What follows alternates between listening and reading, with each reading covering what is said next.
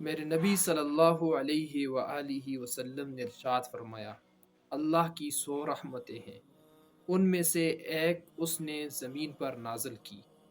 اور زمین کی تمام مخلوق پر تقسیم کر دی، جسے قیامت کے دن واپس لے کر 99 رحمتوں میں شامل کر کے پوری 100 کر لے گا، اور ان 100 رحمتوں کو اپنے فرما بردار اور عبادت گزار بندوں کے لیے مخصوص کر دے گا۔ مصنف سمرقندی رحمۃ اللہ علیہ کہتے ہیں، نبی کریم صلی اللہ علیہ وآلہ وسلم نے اہل ایمان کے سامنے رحمت کا بیان اس لیے فرمایا کہ وہ اللہ کی حمد و ثنا کرتے ہیں اور اس کی عطا کردہ نعمتوں پر اس کا شکر بجا لائیں اور نیک عمل کریں، کیونکہ نیک عمل سے لوگوں پر اللہ کی خاص رحمت ہوتی ہے، جیسے وہ خود فرماتا ہے،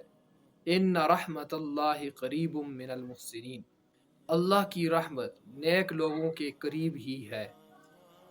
فمن کان یرجو لقاء ربہ فلیعمل عملا صالحا، جو لوگ اللہ کی ملاقات یعنی اللہ کے قرب کے طالب ہیں،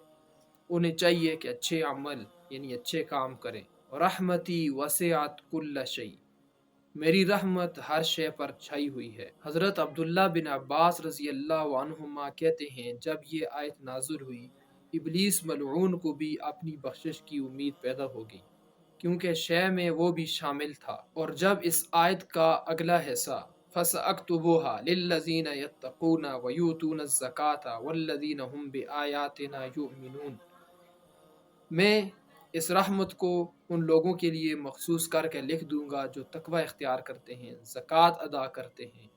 اور ہماری آیات پر کامل یقین رکھتے ہیں۔ نازل ہوا، ابلیس مایوس ہو گیا، لیکن یہودی و نصرانی عیسائی کہنے لگے، ہم بھی اللہ سے ڈرتے ہیں، زکوٰۃ دیتے ہیں اور اللہ کی آیات پر ایمان بھی رکھتے ہیں، اس لیے ہم پر بھی اللہ کی رحمت ہوگی۔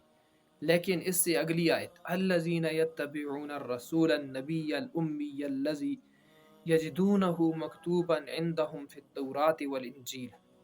جو اس نبی امی کی پیروی کرتے ہیں جس کا ذکر ان کی کتابوں تورات اور انجیل میں بھی ہے، تو یہودی اور نصرانی بھی اللہ کی رحمت سے مایوس ہو گئے، کیونکہ وہ نبی امی کی پیروی نہیں کرتے۔ اس طرح اللہ کی رحمت مومنین یعنی مسلمانوں کے لیے مخصوص ہو گئی، لہٰذا اب ہر مسلمان پر لازم ہے کہ اللہ کا شکر ادا کرے، اللہ کی حمد و ثنا کرے کہ اللہ نے ہمیں ایمان کی دولت عطا کی، جس کی وجہ سے اللہ کی رحمت بھی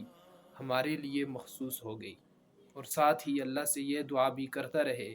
کہ وہ ہماری لغزشوں اور کوتاہیوں یعنی خطاؤں کو معاف فرمائے۔